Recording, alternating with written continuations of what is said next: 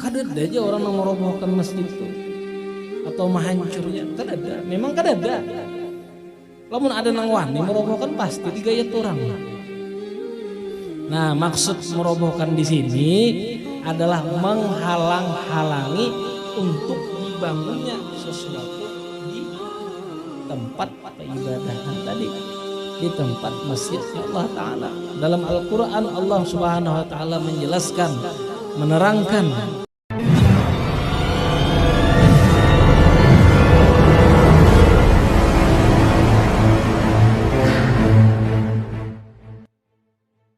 Ar-Rahim Maliki Yaumiddin. Iyyaka na'budu wa iyyaka nasta'in ihdinas siratal mustaqim siratal ladzina an'amta 'alaihim ghairil maghdubi 'alaihim waladdallin. Amin. Bismillahirrahmanirrahim. Alhamdulillahirabbil alamin. Wassalatu wassalamu ala asyrafil anbiya'i wal mursalin Sayyidina wa maulana Muhammadin wa ala alihi wa sahbihi ajma'in, amma ba'd. Faqad qala al-mu'allif rahimahullahu ta'ala wa nafa'ana bi'ulumi wa 'ulumikum wa 'ulumi as-sairi was-samid darain amin. Qalu subhanaka la 'ilma lana illa ma 'allamtana innaka al-'alimul hakim. Rabbi shrah li sadri wa yassir li amri wahdatan min lisani yafqahu qawli amin. Soal wa limada nara ba'dhan nas yatajasaru ala takfir muslimin. Karena apa? Ketika kami memandang sebagian manusia berani wani jer kita nih untuk mengkafirkan saudaranya nang muslim. Jadi apa penyebabnya? Jadi sebagian dang sanak kita yang muslim itu berani mengkafirkan saudara muslim yang lainnya. Apa penyebabnya? Nah, ada di sini penyebabnya. Jawab, i'lam anna syubhata haula'il firqah allati qad tawassalu biha ila taqi muslimin qauluhum. Ketahuilah penyebab sebagian manusia itu wani mengkafirkan dan sanaknya muslim karena pikiran kelompok mereka itu ada nang meracuni. Nang mana racunnya? Yang sungguh telah sampai kepada mereka untuk mengkafirkan saudara yang muslim. Itu hadis Nabi kita SAW dikutipnya nih. Ada mereka menyampaikan kata-kata itu daripada kutipan hadis. Apa ujarnya? Kullu ibadatin li ghairillah syirkun. Itu nang meracuni pemikiran mereka. Apa jar?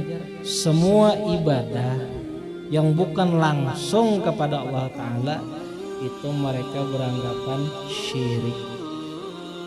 Jadi bilanya ibadah nang kada langsung lan Allah Ta'ala, mereka menganggap semuanya syirik. Jadi nang kada syirik itu jar babuhan kelompok ini, kelompok Wahabi nih, ibadah nang langsung lan Tuhan. Bila inya kada langsung, bila inya beribadah kada langsung kepada Allah Ta'ala, maka mereka beranggapan itu perbuatan musyrik, perbuatan syirik. Seperti ambil contoh tawasul, ziarah kubur, menyebut-nyebut memanggil-manggil nama aulia Allah, walaupun secara hakikatnya itu adalah merupakan ibadah kepada Allah, tapi anggapan orang Wahabi ini bukan ibadah kepada Allah. Ujar babuhannya langsung aja sudah pokoknya Allah Ta'ala.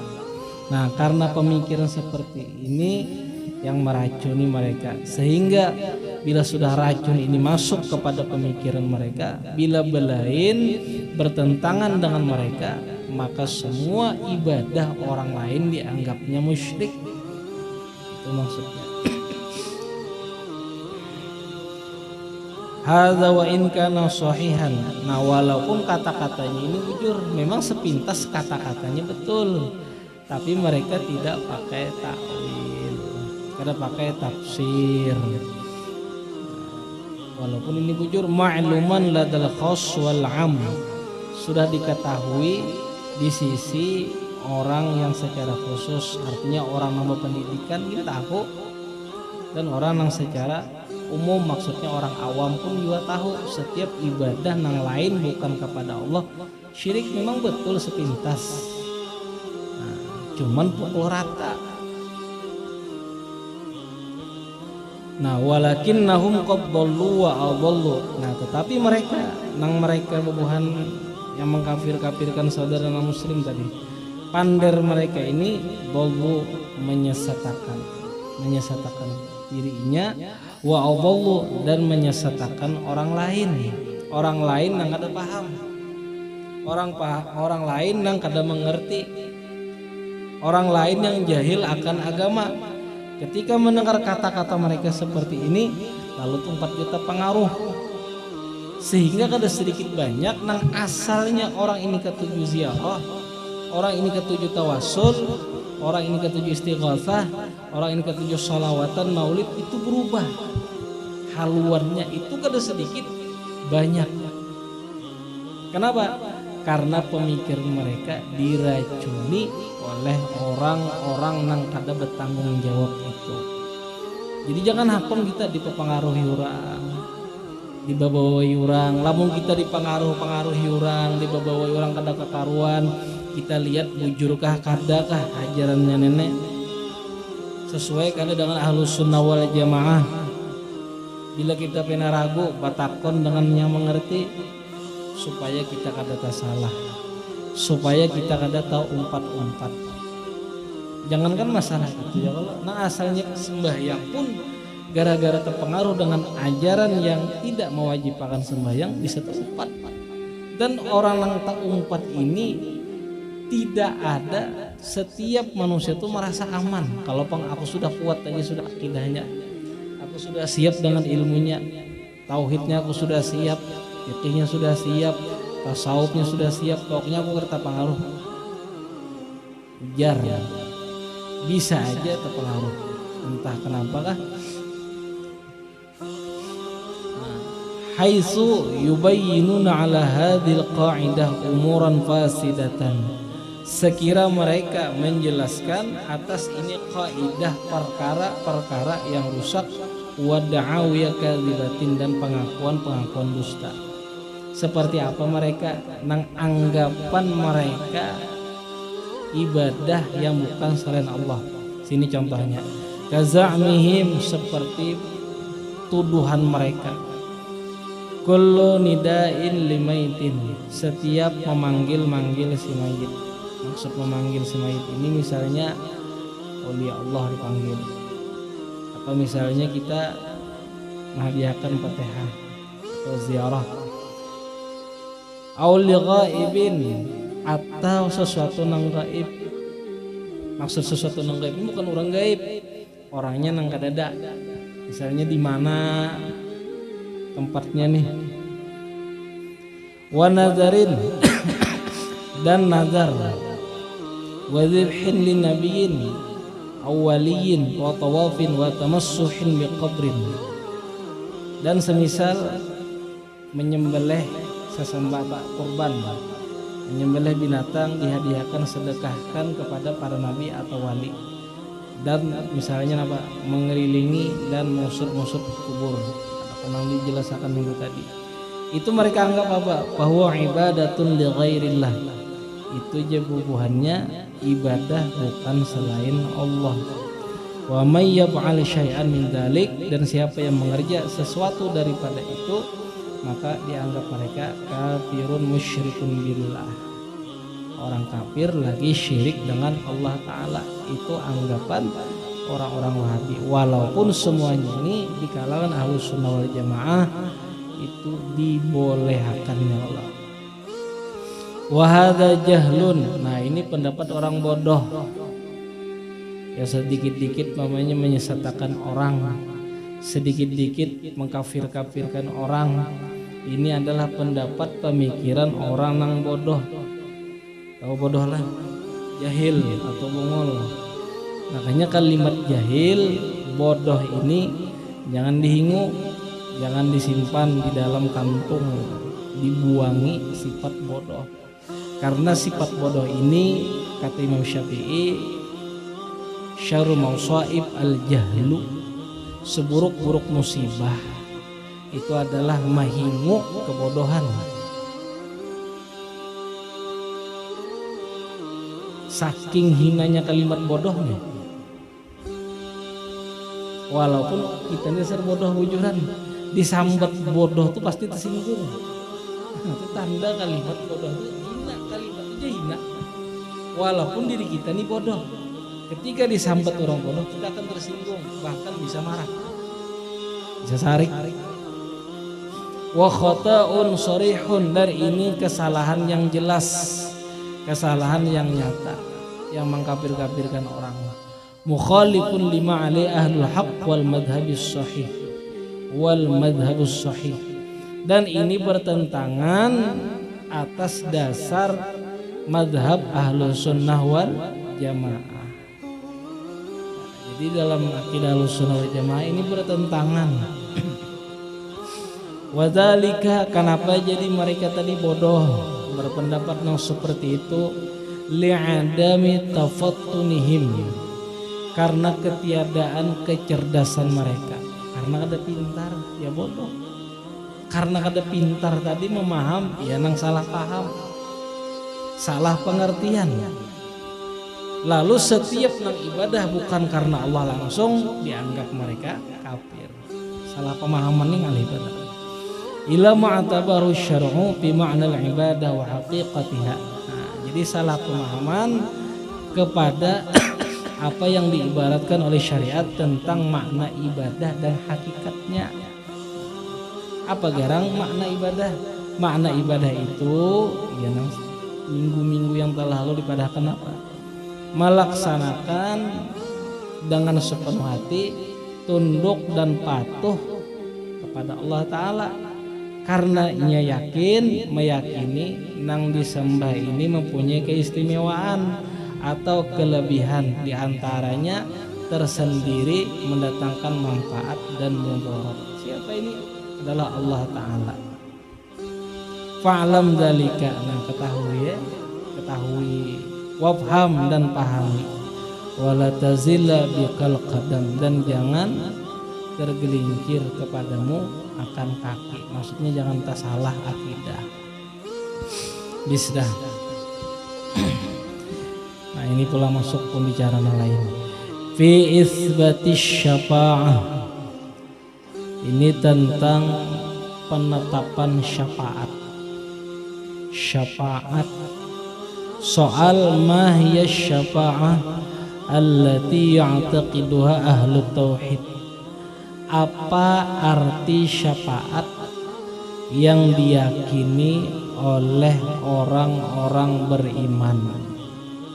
Nah, apa arti syafaat? Syafaat itu istilah kalimat itu minta bantuan, minta tolong ketika kita kada mampu dengan sesuatu hajat dan tujuan yang kita inginakan, lalu minta tolong lawan orang, itu namanya syafaat. Dan kita harus minta syafaat, minta bantuan, minta pertolongan. Arti syafaat. Syafaat itu kan sing salahan gambaran yang kayak mina. Si A ngolah rumah, ketika di pertengahan jalan duitnya habis, ada cukup, kada kau menguntungkan. Melihat si B, orangnya berduit, cuma kada patuh, lalu memaraki lawan si jam patuh. Kalau lawan si B itu bantu pang aku ke rumahnya hendak botang duit biasa menguntungkan rumah. Nah itu syafaat katanya, paham lah. Jadi si A nah bola rumah kada tuntung habis duitnya, meti si B banyak berduit lalu hendak berhutang cuma kada patuh. Nah karena kada patuh ini ngalih bucap. Nah meiti sisi ini patuh kalau minta dangan ke rumah si B ya anak bapak botang duit kesan nontonkan rumah itu kan para syafaat seperti itu.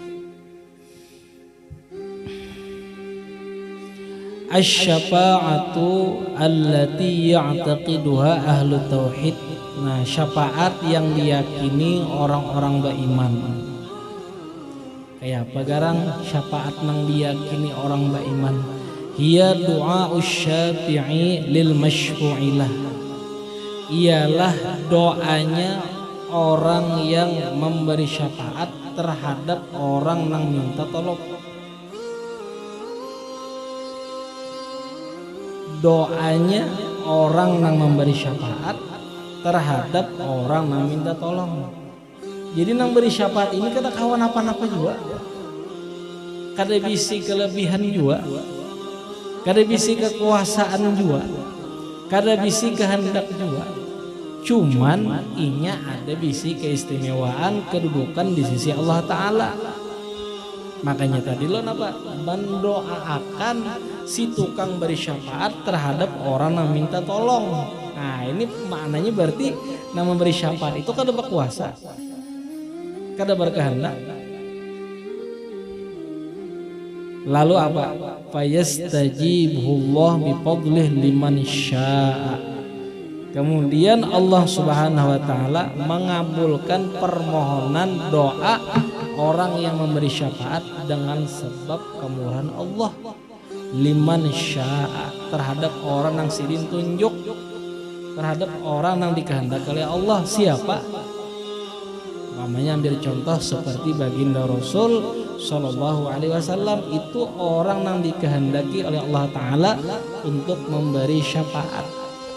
Lalu Nabi berdoa memohon kepada Allah, ya Allah umpamanya ulun memohon kepada pian, ulun mengharap kepada pian, mudahan apa umatku mudahan umat ulun pian ampuni dosa. Nah itu seperti bentuknya seperti itu syafaat.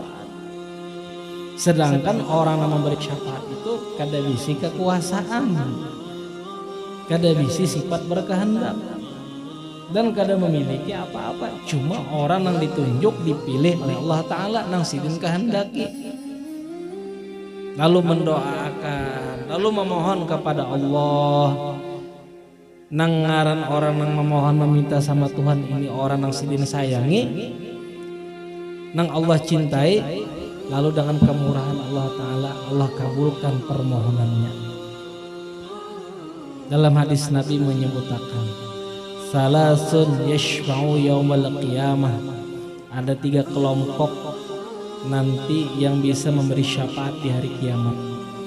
Al-anbiya, pertama para nabi-nabi, summal ulama, kemudian para ulama, summa syuhada, kemudian orang-orang mati syahid. Nah 3 kelompok ini nang kawa kena memberi syafaat.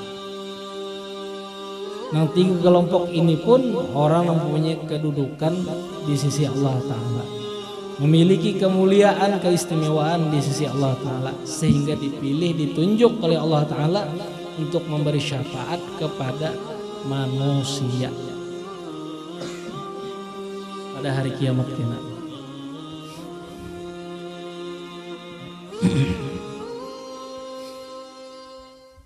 Jadi syafaat itu pertolongan. Kita minta bantuan, minta tolong kepada seseorang untuk memohonkan kepada Allah Ta'ala. Dan ya kalau ada pada syafaat Nabi, cuma hendak dapat syafaat Nabi itu kada gratis. Nah, kada ada yang namanya gratis. Ada memang disebutkan oleh baginda Rasul Shallallahu Alaihi Wasallam kriteria orang-orang yang hendak mendapatkan syafaat Nabi. Ada 1 kriterianya orang yang hendak mendapatkan syafaat Nabi itu al-imamul adil. Itu yang pertama, pemimpin, imam, sultan yang bersifat adil. Itu yang pertama kriterianya. Siapa pemimpin yang adil? Kita nih termasuk bagian pemimpin yang nyata, yang jelas memimpin diri kita, menjaga anggota tubuh kita nang dititipakan Allah Ta'ala. Mata, lidah, telinga, tangan, kemaluan, perut dan batis, ini titipan amanah dari Allah yang kita disuruh untuk menjaga dan memeliharanya dan menggunakan sesuai dengan fungsi yang diperintah oleh Allah Ta'ala. Lamun kita kada menggunakan sesuai dengan fungsi yang diperintah oleh Allah, kita kada adil dengan anggota tubuh. Dituntutnya di hadapan Allah Ta'ala.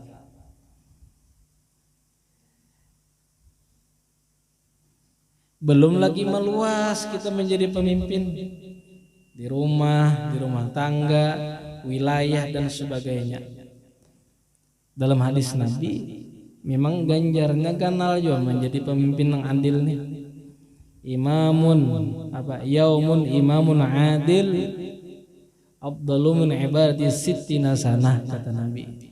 Seorang pemimpin yang adil walaupun hanya satu hari, kada usah berminggu-minggu, berbulan-bulan, sehari aja nih kawa adil, itu lebih baik daripada beribadah sunnah 60 tahun.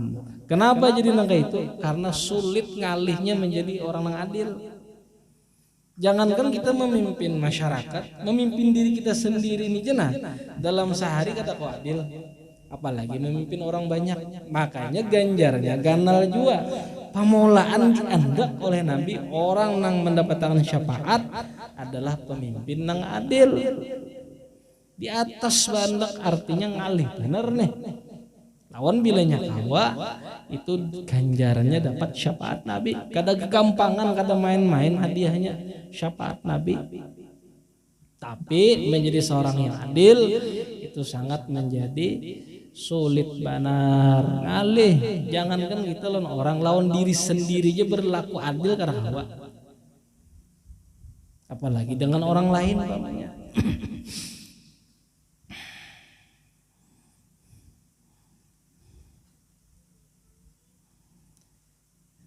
Hebat kalau menjadi seorang yang adil tuh.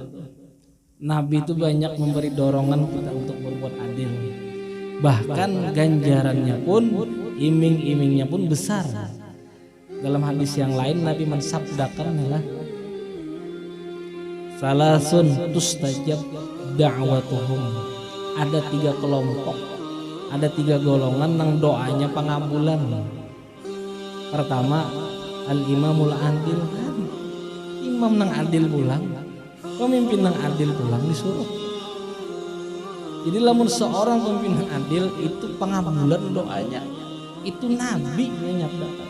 Itu Nabi sudah mengatakan seperti itu. Yang kedua, as-shaim hatta yuftir. Kedua, orang yang berpuasa sampainya buka. Itu kan masih nomor 2, masih harap pemimpin yang adil lagi.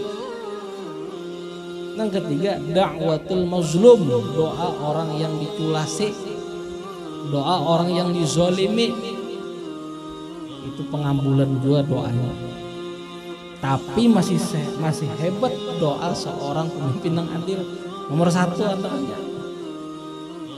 Tapi sangat sulit benar hendak berlaku adil. Makanya Nabi itu kadang ngalih-ngalih sidin, kadang muluk-muluk mendoakan seorang imam, seorang pemimpin. Apa ujar Nabi? Allahumma man waliya amra ummati syai'an idza syaqqa alaihim fashquq alaihi wa idza rafaqa bihim farfuq bihi. Ya Nabi, ya Allah, ya Tuhanku, ulun mendoakan orang nama atur semua urusan umatku, bila inya ngalihi ya Allah, bila inya nyamanan, meringankan, mudahkan juga. Itu doanya Nabi. Kan banyak-banyak ada doa Nabi.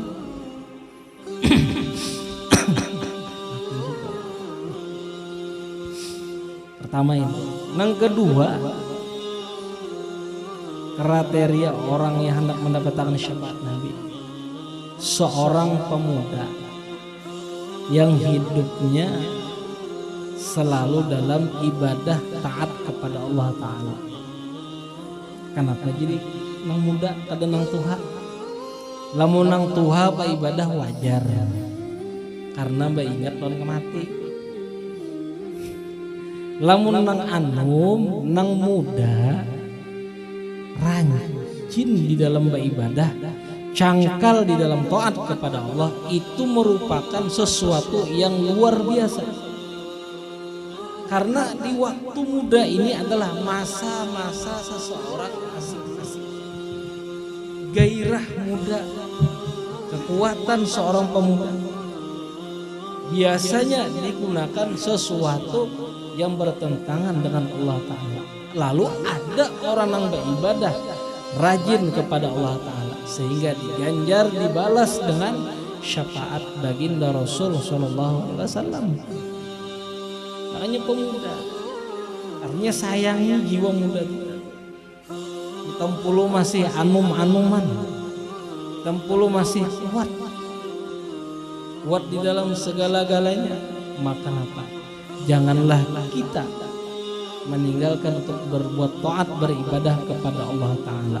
Lamun sudah tuha, lalu hendak beribadah tapi kawa, timbul penyesalan. Jaka waktu anum aku beribadah kadang kayak ini mungkin. Pemuda, namun pemuda nih ya kalau anum ngaran nyaman, ibaratnya sekolah atau nuntut ilmu taharatan anum pada nang tuha. Lamun nang anum nih kan ibarat memori cardnya itu ada banyak isi aplikasinya, lalu masuk aplikasi yang lain itu nyaman nanya, ada banyak. Lamun nang tuha nih ibaratnya apa, memori cardnya itu hibak. Hendak masukkan video aja berhapus dulu yang lain. Nah artinya apa? Hendak memasukkan kisah yang lain nih tentang ilmu agama, ya tuh membuang pikiran yang lain dulu. Hanya kau masuk. Nah itu tenang Tuhan. Namun kakak-anak satu-satu.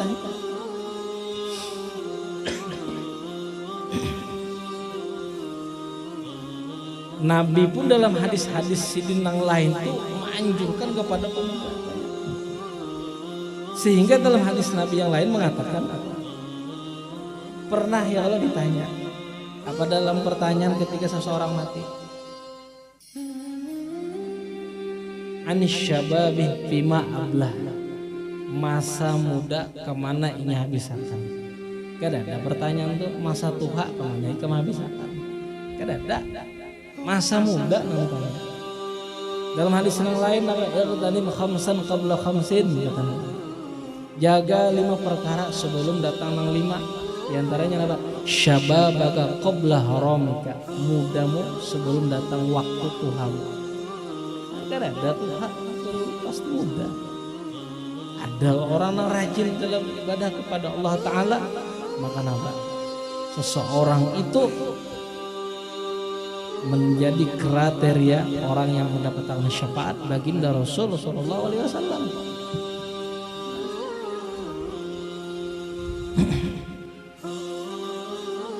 Boleh. Yang berikutnya, kriteria seseorang yang bakalan calon dapat syafaat Nabi adalah seseorang yang selalu hatinya berhubungan, bergantung dengan tempat peribadahan, maksudnya masjid. Ketika dia keluar dari itu masjid atau mushola, hatinya dapat rindu hendak kembali. Itu kriteria.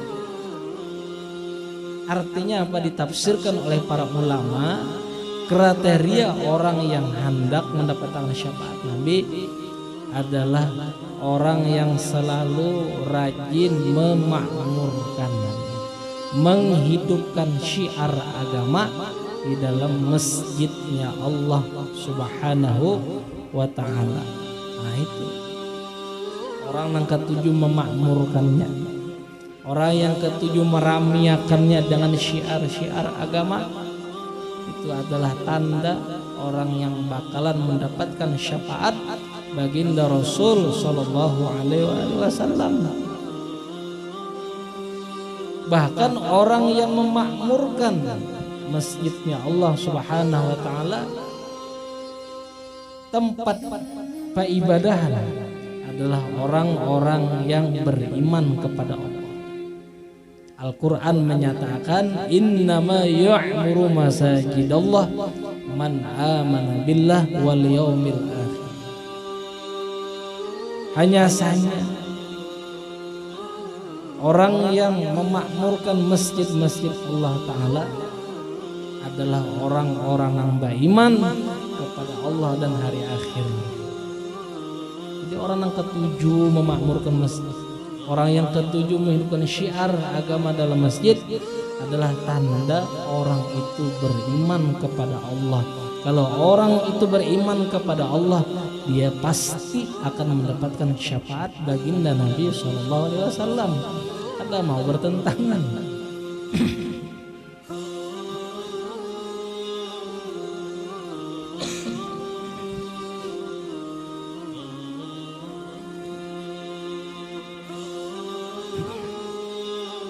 Itu kriterianya orang yang dapat syafaat Nabi makmurkan, bukan menghalang-halangi atau bukan untuk berusaha menghancurkannya, bukan, tapi orang yang memakmurkannya, orang yang memakmurkannya dan meramikannya dengan syiar agama, itu adalah tanda orang yang beriman.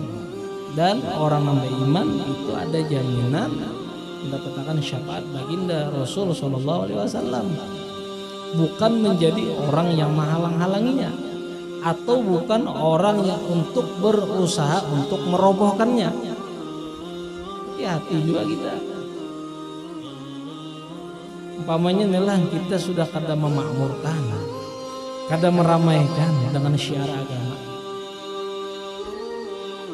Paling tidak kita tidak mengganggu dan tidak untuk menghalang-halangi orang untuk beribadah dan tidak berusaha untuk merobohkannya. Kada ada aja orang yang merobohkan masjid itu atau menghancurnya, kada ada. Memang kada ada. Lamun ada nang wani merobohkan pasti digayat orang.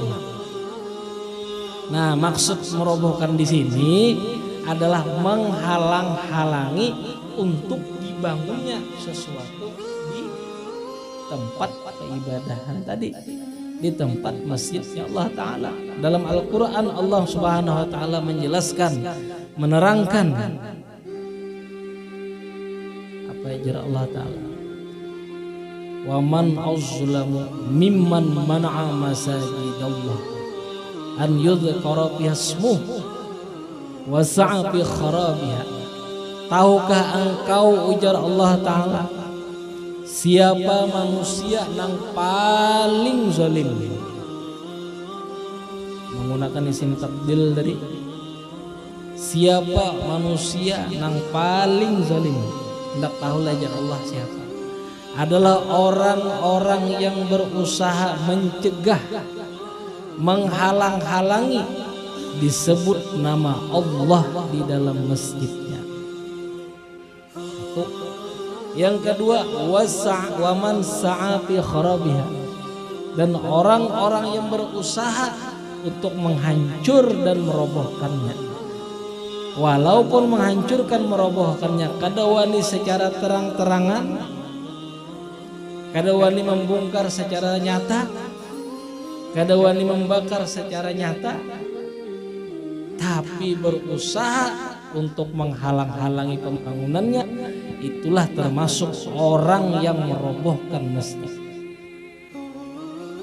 Jadi jangan nyalah itu kita tuh, jangan sampai nang bersifat nang itu kita bersifat menghalang-halangi orang untuk membangun, mengkritik sesuatu nang kada baguna, nang mana kritikan itu menjatuhkan bahkan merendahkan. itu termasuk orang yang berusaha untuk merobohkannya. Ya bila orang berusaha untuk merobohkannya, dia tercatat tergolong orang yang paling zalim. Oh apa? Karena percaya ini Al-Quran menjelaskan, Al-Quran yang sudah menerangkan. Kalau ulama mungkin bisa didustakan, bisa kada dipercaya. Tapi kalau sudah Al-Quran kada dipercaya, itu ranahnya menyasar kepada akidah kita. Kalau kada mengamalkan tuh silahkan ya, kalau nang jangan tuh membahas menentang ayat Al-Quran.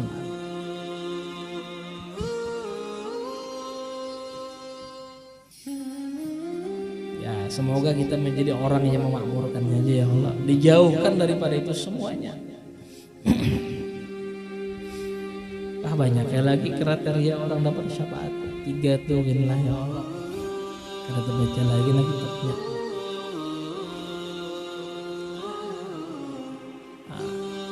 Hal hiya jaizatun, adakah syafaat itu boleh? Bolehlah nih.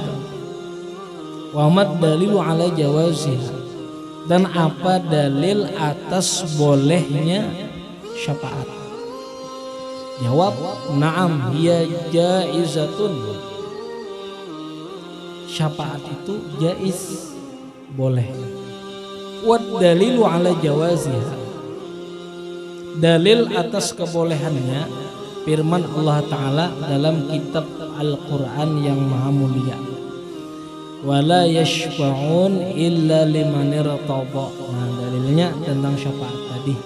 Tidaklah orang yang memberi syafaat kecuali oleh orang yang sudah diridhoi dan yang dipilih oleh Allah Ta'ala. Artinya kada semuaan, kada sabarataan bisa beri syafaat kecuali orang yang dipilih, yang dikehendaki, yang diridhoi oleh Allah Ta'ala. Hanya kau beri syafaat. Lamun orang yang kada dipilih, yang kada dikehendaki Allah Ta'ala, kada kawa. Wa qauluhu ta'ala, dan lagi firman Allah Subhanahu wa ta'ala, wa kam min malakin fis samawat, berapa banyak kelompok para malaikat yang ada di langit, la tughni syafa'atuhum, yang kada berguna syafaat mereka sedikit pun, kada kau bapak illa min ba'di an ya'dzanallah, kecuali setelah dapat izin Allah Ta'ala. Lamun Tuhan kada mengizinkan, semua malaikat berusaha hendak menolongi, memberi bantuan kepada orang lain, kada bakalan mampu kecuali setelah dapat izin dari Allah. Liman yasha wa yarda, itu pun juga kada sabarataan terhadap orang yang Allah kehendaki dan Allah pilih dan Allah ridhoi. Kada sabarataan kau beri syafaat orang-orang tertentu, orang-orang yang khusus, dan orang-orang yang mempunyai kedudukan istimewa di sisi Tuhan, baru kawa.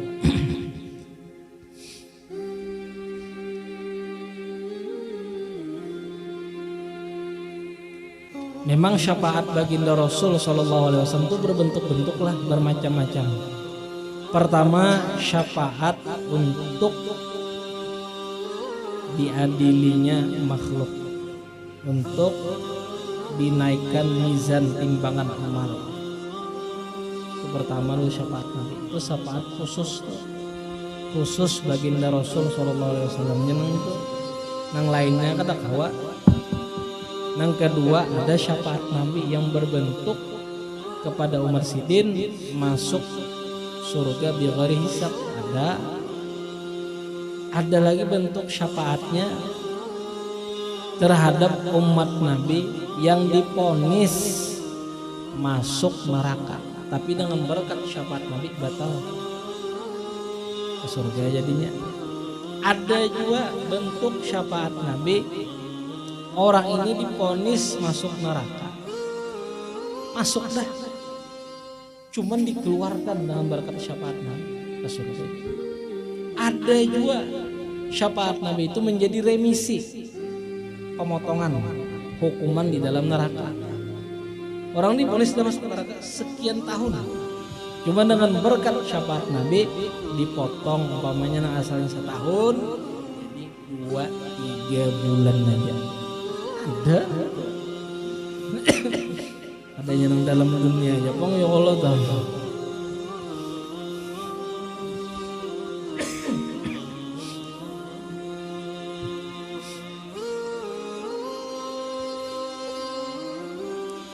Fama hiya syafa'atul lati nafahal Qur'an wa abtalaha.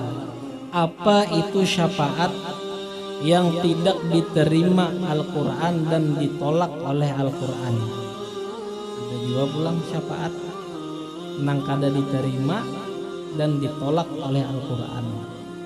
Artinya kada masuk nih, tereliminasi. Asy-syafa'atul lati nafahal Qur'an wa abtalaha. Nah ini kategorinya. Kategori syafaat yang tidak diterima Al-Qur'an dan ditolak oleh Al-Qur'an ya syafa'atus syirkiyah. Ialah syafaat yang mengandung kesyirikan. Itu syafaat nang ditolak oleh Allah. Syafaat nang kada diredai oleh Allah. Bahkan orang yang minta syafaatnya pun mendapatkan dosa. Apa itu? Syafaat yang mengandung perbuatan syirik. Syafaat yang menggawe kemusyrikan. Nah, itu syafaat yang ditolak oleh Allah. Syafaat yang mengandung perbuatan syirik. Seperti contohnya umpamanya inilah orang bahari atau ini gak sama aja juga. Ada sing hujanan lawas lalu minta syafaat lawan kucing dimandi di tengah hari Jumat. Hujan harinya berkat kucing dimandi turun hujan. Itu syafaat yang ditolak oleh Al-Qur'an dan tidak diterima dan tidak diridhai Tuhan. Bahkan orangnya pun mendapatkan dosa. Auzubillah min dzalik. Hanya dihapus saja sudah gawian-gawian perbuatan nang musyrik. Lamun kita masih ada gawian-gawian nang musyrik seperti tadi contohnya, percuma kita bersyahadat, bersolawat, sembahyang dan sebagainya. Percuma, tolak oleh Allah. Jangan minta syafaat lawan binatang. Jangan minta syafaat kepada sesuatu yang tidak ada hubungan kaitannya dengan Allah. Kecuali orang yang sudah dapat izin oleh Allah dan dipilih oleh Allah dan orang yang diridhai oleh Allah, baru kita minta syafaat di situ. Nah banyaknya lagi ada kesambatan gawiannya ini. Allati ya'taqiduhal musyrikun li alihatihim, yang mana perbuatan syirik itu semisal yang diyakini orang-orang musyrik terhadap Tuhan mereka. Kayak apa? Wahiyya ma kana bi ghairi idnihi ta'ala wa ridha. Ialah sesuatu yang tanpa izin Allah dan yang diridai oleh Allah.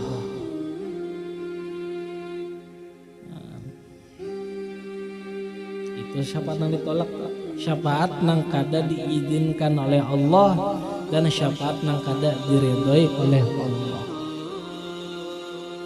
Fa innahum yarona, karena sesungguhnya mereka berpandangan orang-orang musyrik tadilah anna syafa'atahum maqbulatun, bahwasanya syafaat mereka la turat, kada ditolak.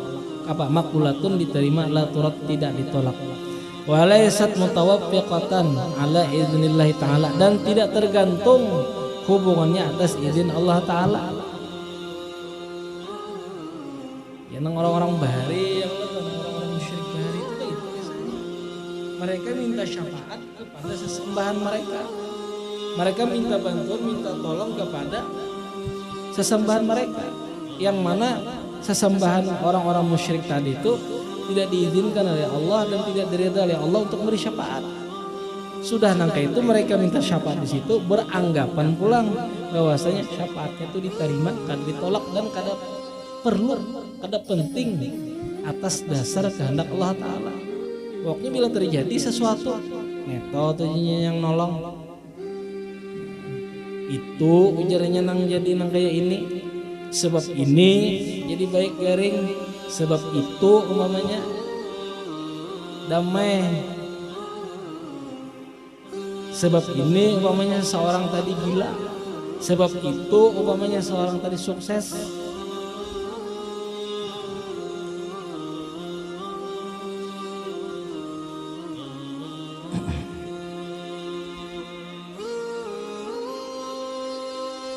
Amma syafa'ah, adapun syafaat biidznih dengan izin Allah, waridahu dan ridha Allah, min ibadil mustafin daripada hamba-hamba yang dipilih, al akhyar orang-orang yang baik, li usatil muwahhidin terhadap orang yang beriman tapi mati dalam keadaan maksiat. Falaisa bil mahdzur, itu bukan bahaya, bukan ditolak. Wa'tiqaduha minad din, tetapi meyakinnya bagian daripada agama. Ya tadi seperti syafaat Nabi, ada yang seseorang itu masuk neraka dengan berkat syafaat Nabi jadi keluar, hukumannya bisa beringan. Ada yang belum masuk tapi divonis sudah kada jadi, ada juga. Nah itu maka kalau kita wajib meyakini dan wajib kita percaya dan meyakini, mempercayai itu bagian daripada iman. Makanya belajar kitab tauhid tentang Allah Ta'ala, tentang sifat Tuhan, tentang sifat para nabi, dan ada di situ kitab-kitab tauhid sebagian menjelaskan tentang syafaat, bahagian-bahagiannya, supaya kita tahu paling kada itu dasar-dasarnya, supaya kita ini kada dibongoli orang hidup. Karena lamun kita ini kada mengerti dengan ilmu agama, pasti merasa kada tamakan dibongoli orang, tamakan dagunya barang bisa, pasti dibodohi orang. Fa innaha, maka sesungguhnya syafaat seperti ini, min babid doa, termasuk bagian doa. Bagian doa. Wa huwa ta'ala yastajib, sedangkan Allah Ta'ala maha mengabulkan lilladzina amanu, terhadap orang-orang yang beriman. Allah Ta'ala itu maha mengabulkan doa orang beriman, wa amilus sholihat, dan orang-orang yang beramal soleh, wa yaziduhum min fadlih, dan Allah Ta'ala menambahkan terhadap mereka min fadlih, karena sebab karunia dan kemurahan Allah Ta'ala. Nah itu tadilah jelas sudah lo at-tabarruk bi athari sholihin. Nah ini kena pulang kisahnya apa, mengambil berkat dengan bekas peninggalan orang-orang soleh. Boleh gak ada kah? Jawabannya boleh, tapi sambungannya minggu depan. Wallahu a'lam.